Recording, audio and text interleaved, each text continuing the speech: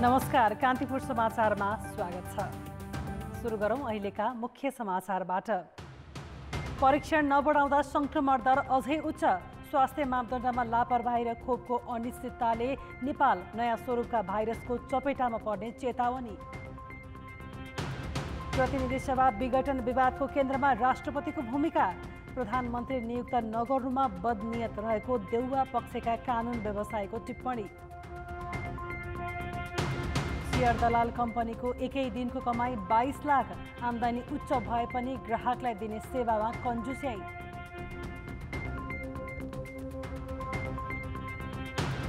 तिब्बतमा bullet rail चलाउने चीनको महत्त्वकांक्षी परियोजना सफल। राजधानी लासासँग पूर्वी शहर निङ्गची जोडियो। र जुडोकी सोनिया भट्टले टोकियो ओलम्पिक खेल्ने निश्चित। वाइल्ड कार्ड मार्फत छनौट।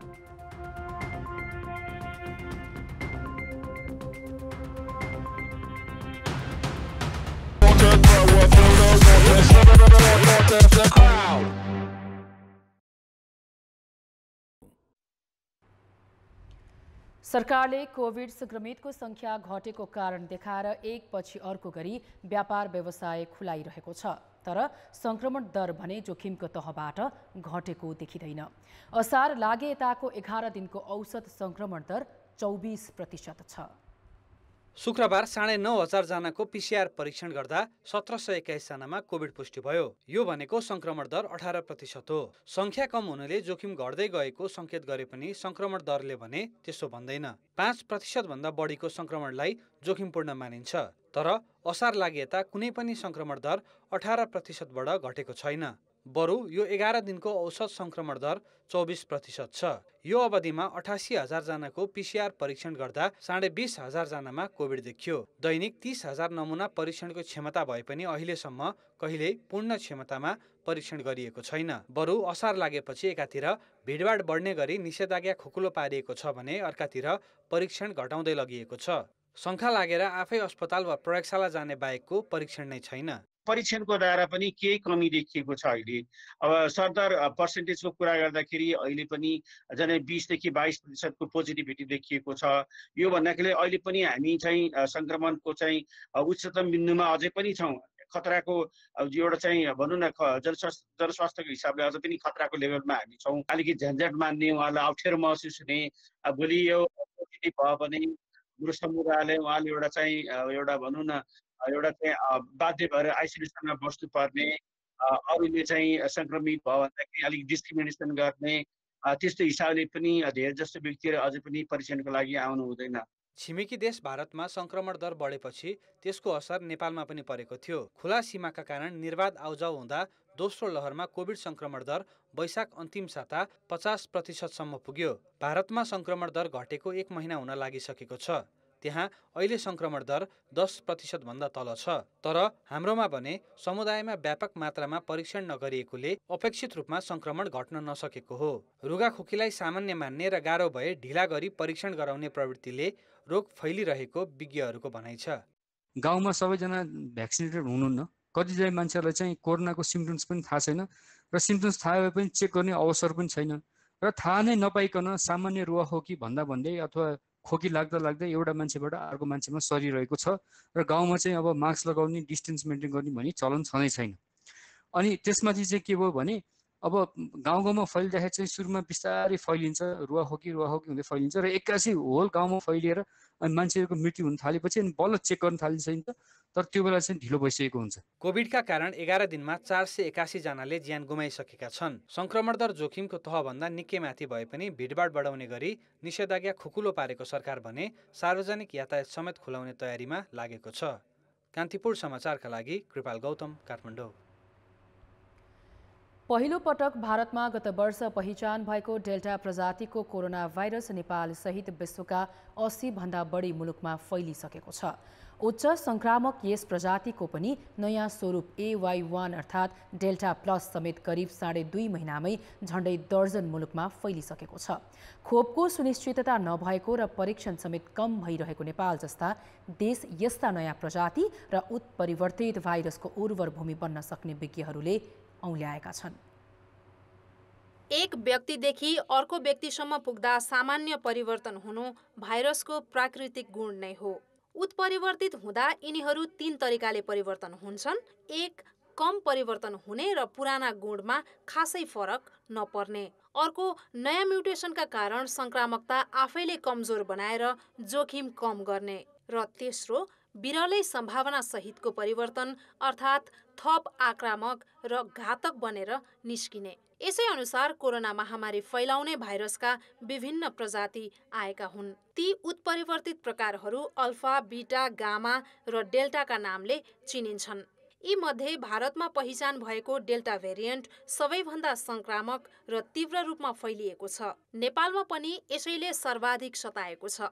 विश्व स्वास्थ्य संगठनका अनुसार विश्वका 80 भन्दा बढी मुलुकमा फैलिसकेको छ। तर डेल्टाको पनि उत्परिवर्तित स्वरूप नेपालमा थियो भन्ने पुष्टि गर्न ढिलाइ गरियो। साथै नेपालमा नयाँ म्युटेसनको अध्ययनका लागि भनेर ल्याइएका उपकरणहरू प्रयोग नै गरिएन। राष्ट्रिय स्वास्थ्य अनुसन्धान परिषदको प्रक्रियागत झमेलाका कारण पनि अध्ययन अनुसन्धानको पक्ष कमजोर रह्यो। यत्रो महिना यो महामारी फैलिँदा हामीले यति कम टेस्ट गरेका छौँ। यो टेस्टमा हामीले गर्न सक्ने कुराहरू थुप्रो थिए होइन। हामीले यो एन्टिजेन पनि प्रभावकारी तरिकाले गर्न सक्थ्यौँ, पिसिआरलाई धेरै सस्तो, छरितो, सुलभ बनाउन सक्थ्यौँ। हामीले त्यो के पनि गरेका छैनौँ र त्यसले गर्दा थुप्रो मान्छेको ज्यान गएको छ होइन। अब यो कुरा चाहिँ हाम्रो उत्तरदायी संस्थाहरूले उत्तरदायित्व नलिएपछि भएको कुरा हो र यो चाहिँ किन हामीले अध्ययन गर्न सकेनौँ भन्दा चाहिँ हामीले त्यतातिर हेर्नुपर्ने हुन्छ। धेरै झमेलाहरू छन् जसले गर्दा पनि यो हामीलाई अनुसन्धान गर्न चाहने मान्छेहरूलाई धेरै गाह्रो छ। नेपाल मात्रै होइन, युरोप र अमेरिकाले समेत डेल्टा भेरिएन्ट नै अबको सबैभन्दा ठूलो खतरा हुने प्रक्षेपण गरेका छन्। तीव्र रूपमा फैलिने भएकाले अहिले संसारभर धेरै संक्रमित डेल्टा प्रजातिकै छन् र क्षति पनि अत्यधिक भइसकेको छ। डेल्टा अल्फा भेरिएन्ट भन्दा 60% बढी संक्रामक रहेको अध्ययनले देखाएका छन्। नयाँ उत्परिवर्तनले पहिले संक्रमण भइसकेका र खोप लगाएकाहरूमा भएको रोग प्रतिरोधी क्षमतालाई थप घटाउने हो कि भन्ने चिन्ता पनि विज्ञहरूमा देखिन्छ। हालसम्म पहिचान भएका भेरिएन्ट र म्युटेसनहरूलाई लक्षित गरी खोप विकास र प्रयोग भइरहेका छन्। यस्तोमा नयाँ भेरिएन्टमा पुरानो एन्टिबडी र खोपको प्रभाव कम गर्ने समेत सम्भावना हुन्छ। एउटा रिपोर्ट आएको थियो जसमा अमेरिकाका 50 मध्ये 49 वटा राज्यमा चाहिँ यो भेरिएन्ट फेला परिसकेको छ। यसले पनि यसको विस्तार एकदमै द्रुत गतिमा भइरहेको छ भन्ने देखाउँछ। सुरुवाती चरणमा भत्तै बढ्दाखेरि लकडाउन गरियो, त्यसपछि चाहिँ अनि यो संक्रमितको संख्या अलिकति कम हुँदै जाँदाखेरि अनि जसै यो सामाजिक सुरक्षाका यो उपायहरूलाई अलिकति कम अवलम्बन गर्न थालियो, त्यसपछि पुनः फेरि यो संक्रमितको संख्यामा निकै उच्च वृद्धि भएको हामीले पाइरहेका छौँ। थुप्रै देशहरूमा हेऱ्यौँ भने त्यही अमेरिकादेखि लिएर इटाली, युरोपका विभिन्न देशहरूमा हामीले त्यही ट्रेन्ड पाइरहेका छौँ। हामीले पाठ सिक्न जरुरी छ। अब पनि जनस्वास्थ्यका मापदण्डमा कडाई नगर्ने र धेरै मानिसमा खोप नदिएर संक्रमणलाई बेवास्ता गरे थप अर्को खतरनाक प्रकारको भाइरस आउन सक्ने उत्तिकै जोखिम छ। यसका लागि परीक्षणमा जोड दिँदै खोप व्यवस्थापनमै विशेष ध्यान दिन जरुरी छ। कान्तिपुर समाचारका लागि शर्मिला खनाल, काठमाडौँ। पछिल्लो 24 घण्टामा कोभिड-19बाट 27 जनाको मृत्यु भएको छ। यो सँगै कोभिडबाट मृत्यु हुनेको संख्या 8,945 पुगेको मन्त्रालयले जनाएको छ। स्वास्थ्य मन्त्रालयका अनुसार 9,586 जनाको PCR परीक्षण गर्दा 1,721 जनामा कोभिड पुष्टि भएको छ।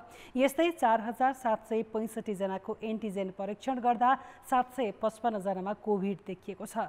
संक्रमित मध्ये 42,910 घरमै र 2,884 संस्थागत आइसोलेसनमा छन्। तीमध्ये 714 जना आइसियु र 201 जना भेन्टिलेटरमा उपचाररत छन्। यसैबीच सरकारले कोरोना विरुद्धको भेरोसेल खोपको दोस्रो मात्रा असार 22 गतेदेखि दिने तयारी गरेको छ। जेठ 25 गतेदेखि 29 गतेसम्म भेरोसेल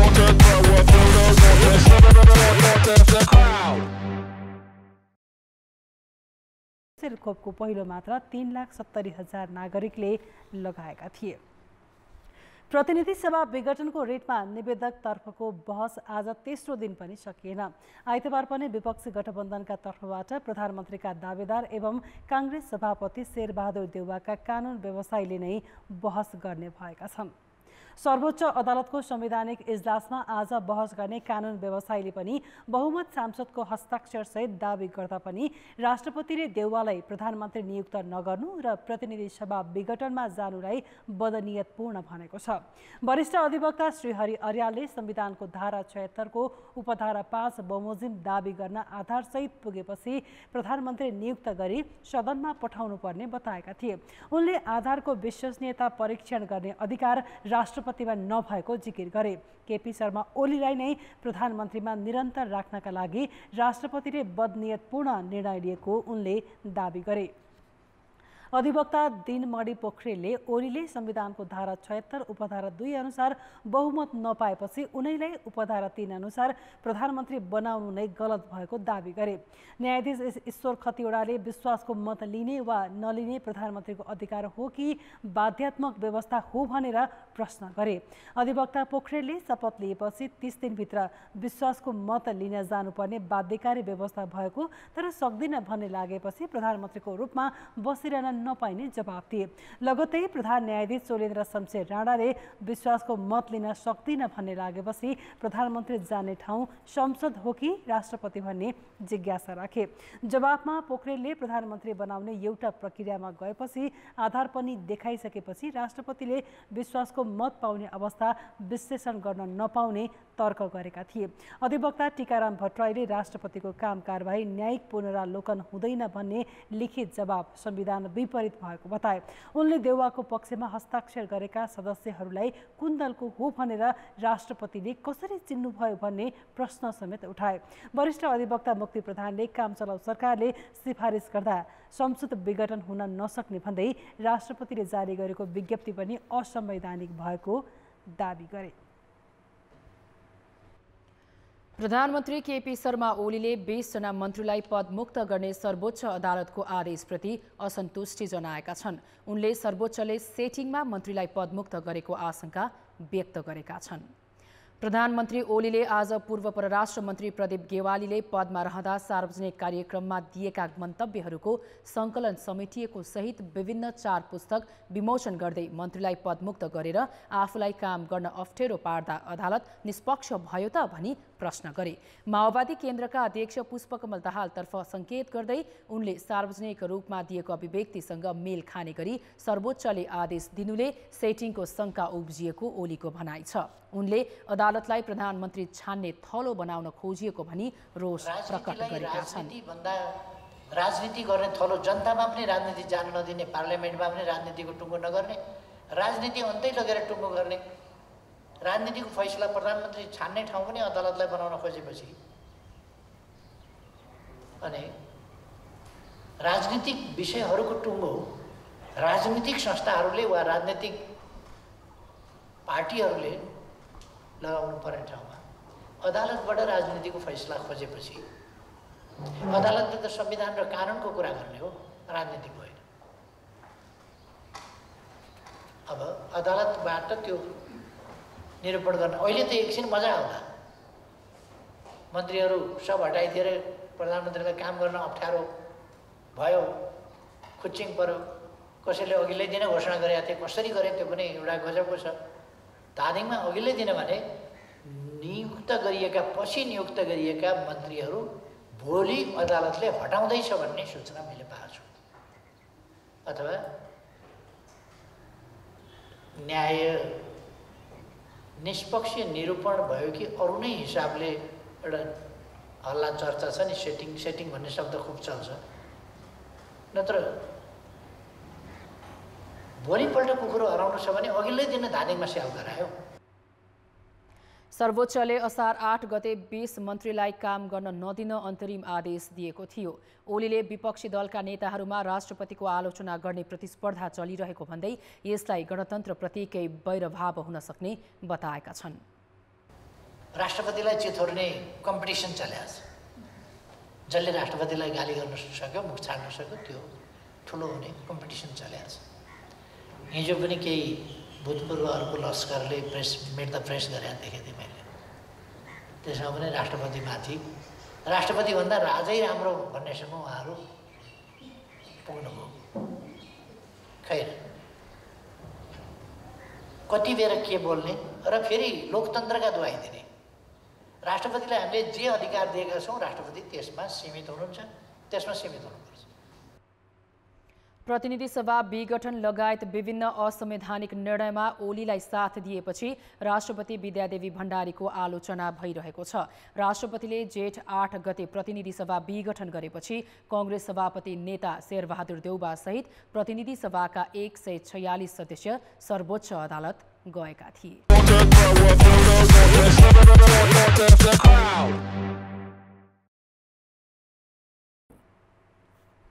समाचारमा पुनः स्वागत छ। नेपाली कांग्रेसमा 14औं महाधिवेशनको सरगर्मी बढ्दै जाँदा वरिष्ठ नेता रामचन्द्र पौडेलले नेतृत्व दाबीका लागि आज आफू निकटका नेताहरूसँग छलफल गरेका छन्। वरिष्ठ नेता पौडेलले आज काठमाडौँमा आफू निकट नेताहरूको भेला गरी महाधिवेशनमा वर्तमान सभापति शेरबहादुर देउवाको विकल्पमा सबै एकजुट हुनुपर्ने प्रस्ताव राखे। सभापति इतर पक्षबाट पौडेल आफै उम्मेद्वार बन्ने योजनामा छन्। छलफलमा सहभागी नेता शेखर कोइरालाले आगामी नेतृत्वका विषयमा पनि कुराकानी भएको बताए।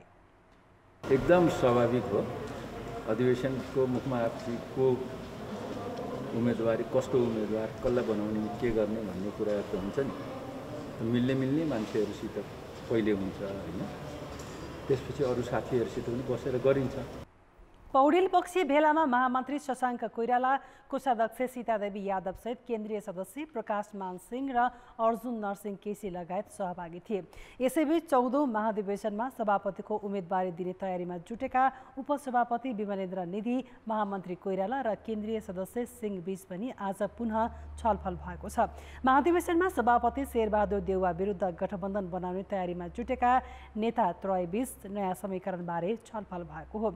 कोइराला निवास महाराजगञ्जमा भएको भेटवार्ता आसन्न महाधिवेशनबाट नयाँ नेतृत्व स्थापित गर्ने आन्तरिक समझदारीकै निरन्तरता भएको निधि निकट स्रोतले जानकारी दिएको छ। उपसभापति निधिले सभापति देउवालाई भेटेर आफूलाई सघाउन भनिसकेका छन्। सभापति देउवा भने दोहोरिने योजनामा छन्।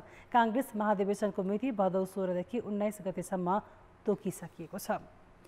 राष्ट्रिय दलित आयोगले जातीय विभेद विरुद्धको मुद्दामा आरोपीलाई छुटाउन प्रहरी कार्यालय पुगेर शिक्षा मन्त्री कृष्ण गोपाल श्रेष्ठले सार्वजनिक पदको दुरुपयोग गरेको ठहर गरेको छ। आयोगले विज्ञप्ति जारी गरी आरोपी छुटाउन आफै प्रहरी कार्यालय पुगेर मन्त्री श्रेष्ठले मानव अधिकार, कानुनी राज्य, विभेद विरुद्धको हक र दलित अधिकारलाई चुनौती दिँदै हस्तक्षेप गरेको आरोप पनि लगाएको छ। आयोगका अध्यक्ष देवराज विकद्वारा जारी विज्ञप्तिमा तनहुँ घर भएकी रूपा सुनारलाई काठमाडौँ बबर महलकी घरधनी सरस्वती प्रधानले दलित नभएकी कारण कोठा नदिएको भन्दै विभेदको कसुर गरे अनुसारको सजाय दिन पनि सरकारको ध्यानाकर्षण गराइसकेको छ। आयोग आफैले पनि उक्त घटनाबारे मुद्दा दायर गर्ने तयारी भइरहेको जनाएको छ। सिन्धुपाल्चोकको हेलम्बुका विस्थापित परिवारका लागि हेलिकप्टरबाट अत्यावश्यक राहत सामग्री पुर्याउन थालिएको छ।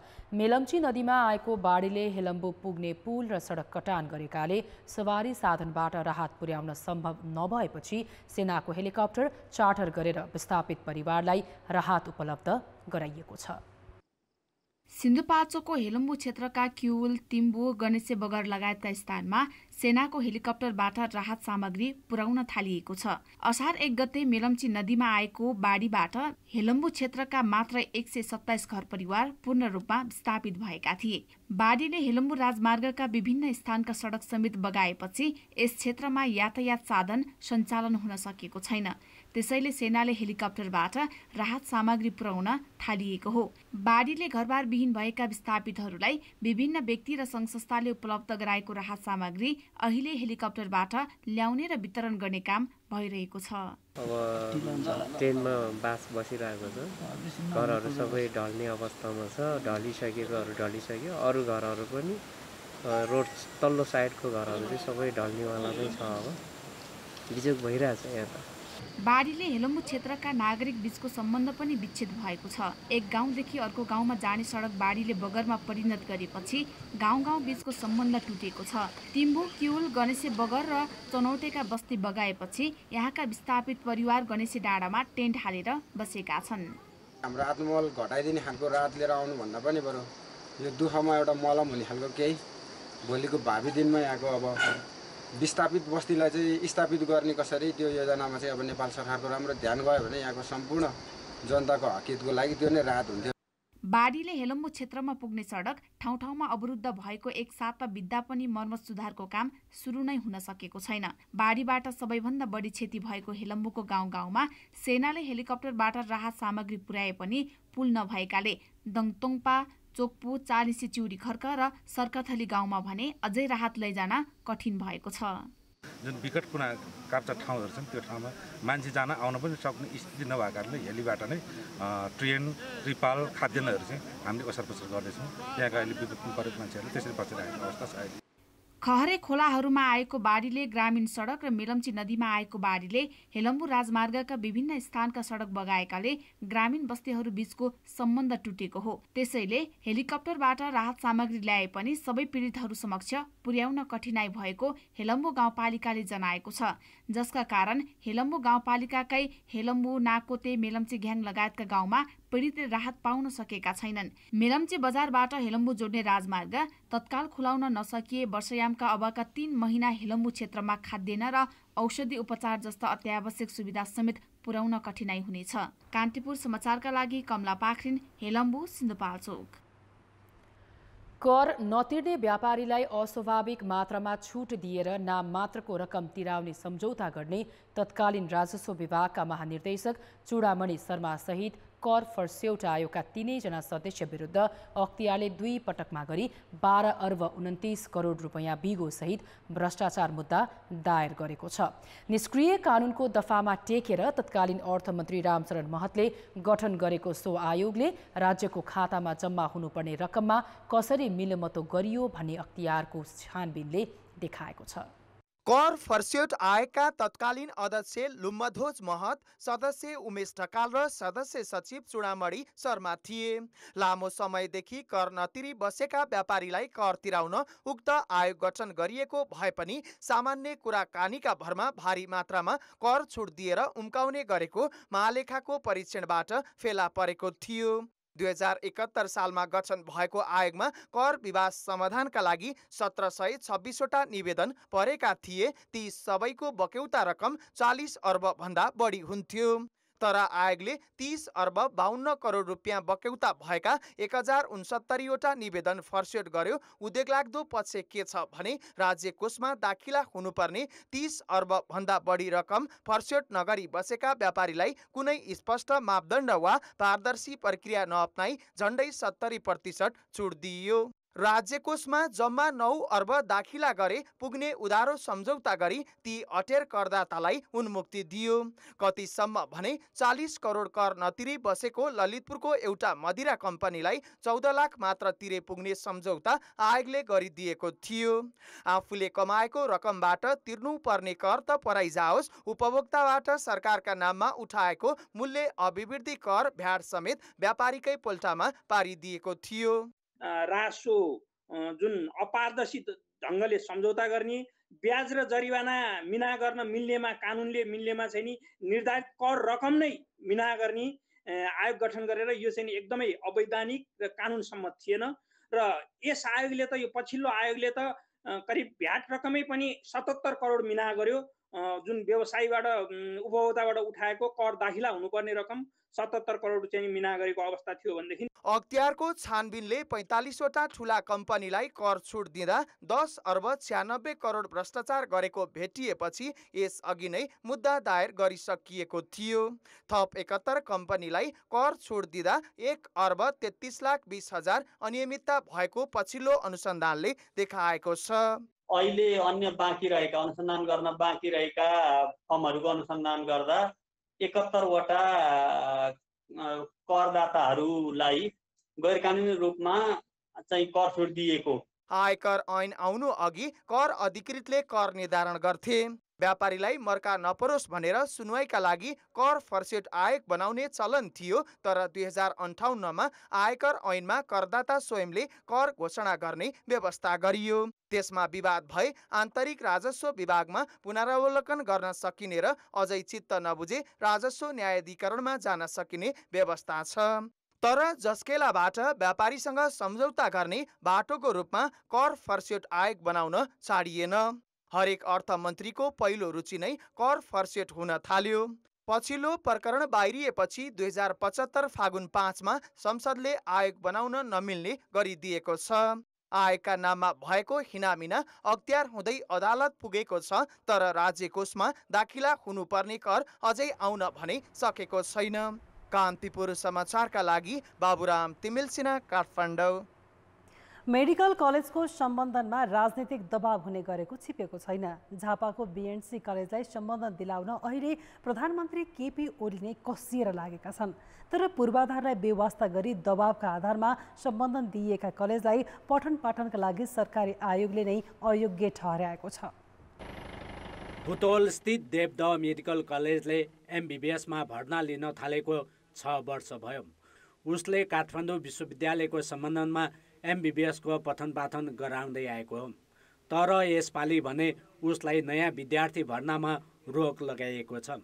चिकित्सा शिक्षा आयोगले उसको पठन पाठनको स्तर कमजोर रहेको, आवश्यक सङ्ख्यामा अध्यापक नरहेको र अरू पूर्वाधार पनि चित्त बुझ्दो नरहेको निष्कर्षसहित आयोगले यो वर्ष भर्नामा रोक लगाइएको हो। आयोगले देवदहलाई यसपालि भर्नाका लागि 1 सिट पनि दिन मानेनन्, जबकि यसअघि उसले वर्षेनी 40 जना विद्यार्थी भर्ना गर्दै आएको थियो। 7 वर्षदेखि सञ्चालनमै आएको देवदह मेडिकल कलेज यसपटक भर्ना लिनलाई उसले कुनै सिट सङ्ख्या प्रदान गरिएको छैन। किन डाक्टर यसको उसले विद्यार्थी पढाउनलाई चाहिने न्यूनतम, विद्यार्थी भर्ना गर्न चाहिने न्यूनतम मापदण्ड पुरा गरेन। त्यसैले भर्नै गर्नु नसक्ने लेभलका संस्थाहरूलाई हामीले भर्नालाई बन्द गऱ्यौँ। कसैको क्षमता कम छ भने त्यसलाई घटायौँ, क्षमता बढी छ भने त्यसलाई वृद्धि गरेका छौँ। देवदह मेडिकल कलेजले 2071 सालमा राजनीतिक दबावमा सम्बन्धन पाएको थियो। त्यतिखेर सुशील कोइराला प्रधानमन्त्री रहे पनि देवदहसँगै विराट मेडिकल कलेजलाई सम्बन्धन दिलाउन माओवादी अध्यक्ष पुष्पकमल दाहाल र अख्तियार प्रमुख लोकमान सिंह कार्कीले पनि जोडबल गरेका थिए। चिकित्सा शिक्षा जाँचबुझ आयोगले 2074 सालमा ती दुवै कलेजको पूर्वाधारमा कैफियत औँल्याएको थियो। अहिले भर्ना नै गर्न नदिने आयोगको निर्णयले पनि सम्बन्धन दिँदा पूर्वाधारको विषयलाई उपेक्षा गर्ने गरिएको पुष्टि हुन्छ। पटक्कै उपेक्षा गर्न हुँदैन। यो उपेक्षा भनेको यो ख्यालठट्टा होइन, कुनै एउटा साधारण कलेजमा डिग्री लिने काम होइन कि यो सिपमूलक जनतासँग डाइरेक्ट सरोकार राख्ने शिक्षा हो र यो शिक्षामा अलिकति पनि तलमाथि हुनु हुँदैन। त्यो मापदण्ड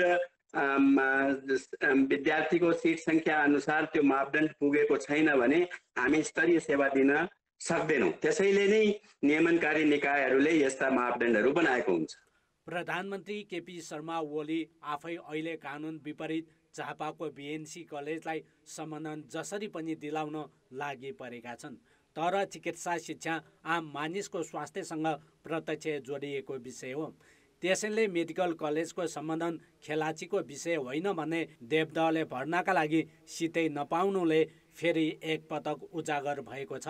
कान्तिपुर समाचारका लागि बुटोल सहकर्मी स्वस्तिक श्रेष्ठ र क्यामेरामा रूपक कोइरालाका साथ नारायण किलम्बु, काठमाडौँ।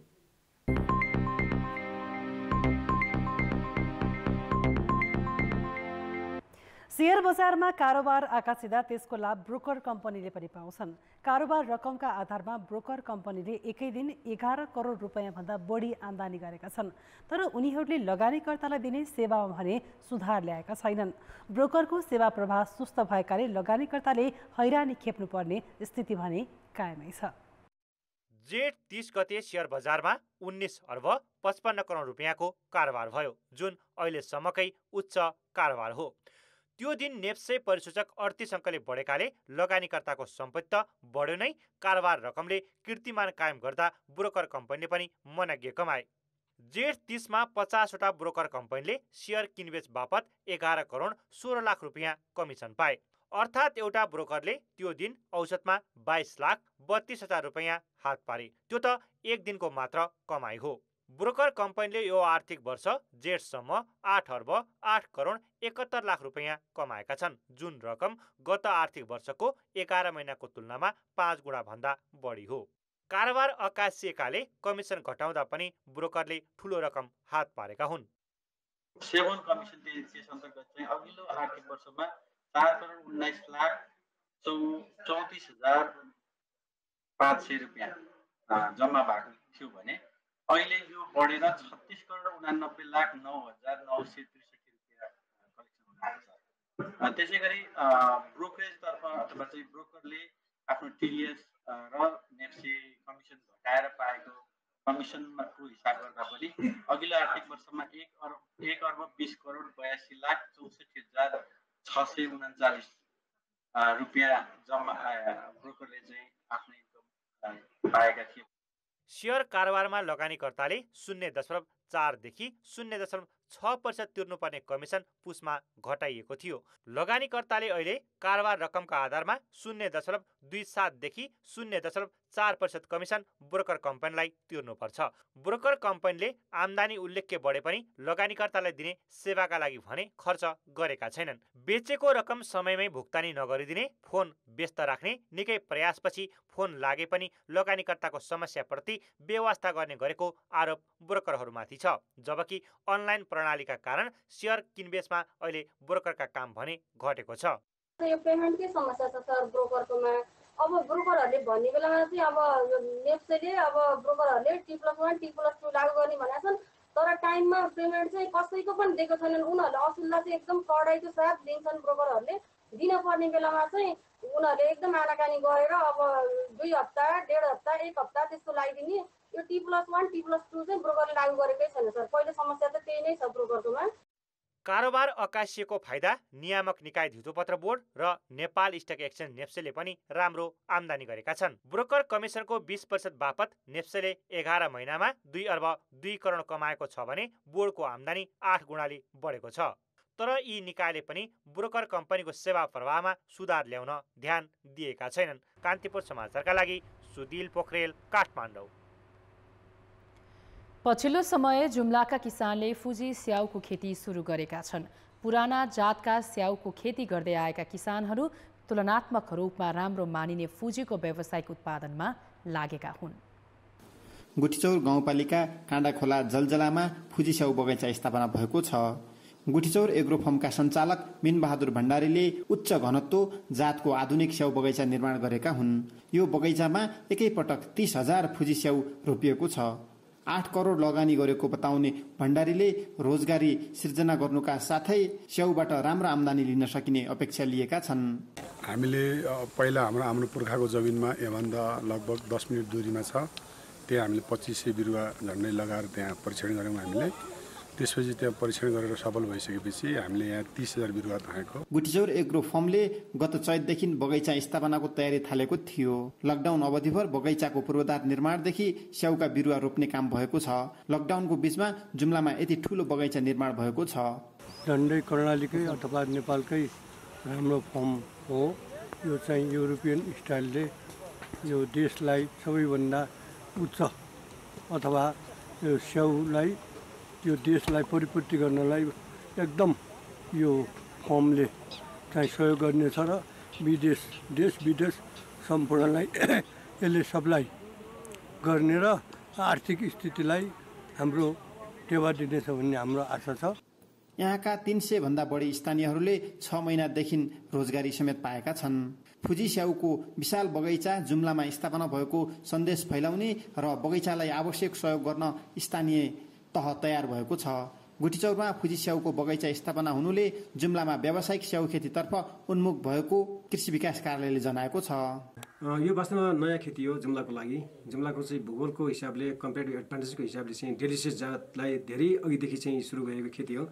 र अहिले 1-2 वर्ष जति भयो नयाँ जात आइडेन्टिटी भन्छ, जुन इटालियन जात हो, त्यसो मलाई आएको जात हो। त्यो जातको खेती किसानहरू बहुत आकर्षित छन्। महँगो छ बिरुवा, एउटा बिरुवाको लगभग 1100 जति पर्छ। त्यो अहिले लगभग 55 हेक्टरमा चाहिँ हामीले जुम्लामा खेती किसानहरूले आफ्नै तवरबाट लागत साझेदारीमा लगाएको छ। 1,50,000 वर्गमिटर जग्गामा पूर्वाधार सहितको सुविधा सम्पन्न स्याउ बगैँचा निर्माण गरिएको छ।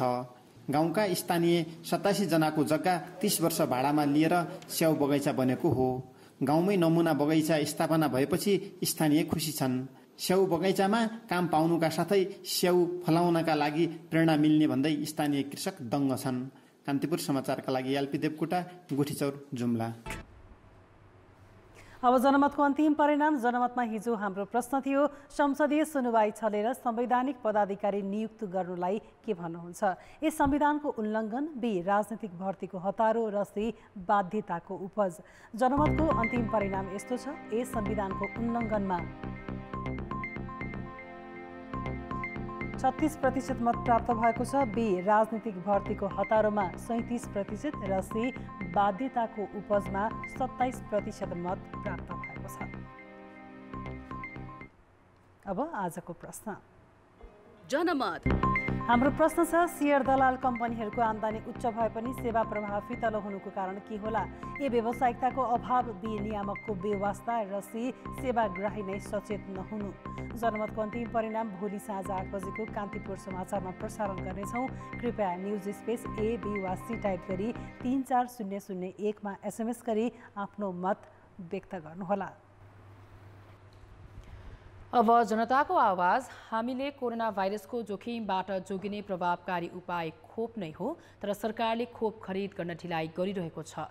यसै सन्दर्भमा पोखरामा सोधेका छौँ, सरकारले खोप ल्याउन किन विलम्ब गरेको होला? जनताको आवाज। सरकारले सबै कुरा छाडेर यसैमा उच्च प्राथमिकता दिएर काम गर्नुपर्ने थियो। सरकार चुकेको छ। जनताको जिम्मेवारी वहन नगर्ने गरी सरकार चाहिँ पुरा असफल भएको अनुभव मलाई भएको छ। यथाशीघ्र जनतालाई खोप दिनुपर्ने सरकारको कर्तव्य हो, तर त्यसमा चाहिँ सरकारले विलम्ब गरिरहेछ। त्यो चाहिँ हामी जनता पनि अनभिज्ञ भयौँ कि किन खोप ल्याउन ढिला गरिरहेछ भनेर। राष्ट्रपतिको चाहिँ बिना केही चल्दैन, राष्ट्रपतिको हुनुपर्छ भनेर मात्रै कुरा आवाज उठाउनु भएको छ नि प्रधानमन्त्रीज्यूले। त्यो आवाज जनताको लागि किन उठाउनु भएन? सत्ताको लागि हुने चलखेल लगायतले पनि अलिकति ढिलो भएको हो कि जस्तो लागेको छ। राष्ट्रपतिले पनि र प्रधानमन्त्री दुवैले चाहिँ नि जनताको स्वास्थ्यमा भन्दा पनि आफ्नै कुर्सी जोगाउने खेलमा बढी खेलेको हुनाले नि यो विलम्ब चाहिँ अहिले नेपालमा देखिएको। सरकारको एउटा राजनीतिक स्थिरता पनि छैन, अनि उहाँले चाहिँ बाहिरी डोनेसनको बढी आश गर्नुहुन्छ, अनि सायद भ्रष्टाचारी अथवा केही हुनसक्छ जस्तो मलाई लाग्छ। राजनीति र कमिसनको खेल हुनु, यो खोपमा हुनु असाध्यै दुःखको कुरा हो।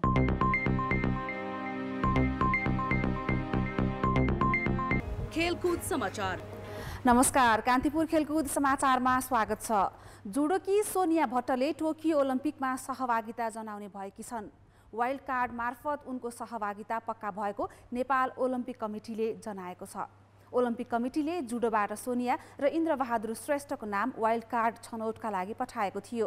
19 वर्षीय सोनियाले ओलम्पिकमा 48 केजी मुनि तौल समूहमा प्रतिस्पर्धा गर्नेछिन्। नेपाल पुलिस क्लबमा आबद्ध उनले सन् 2019 मा घरेलु मैदानमा भएको 13औं दक्षिण एसियाली खेलकुद सागमा कांस्य पदक जितेकी थिइन्।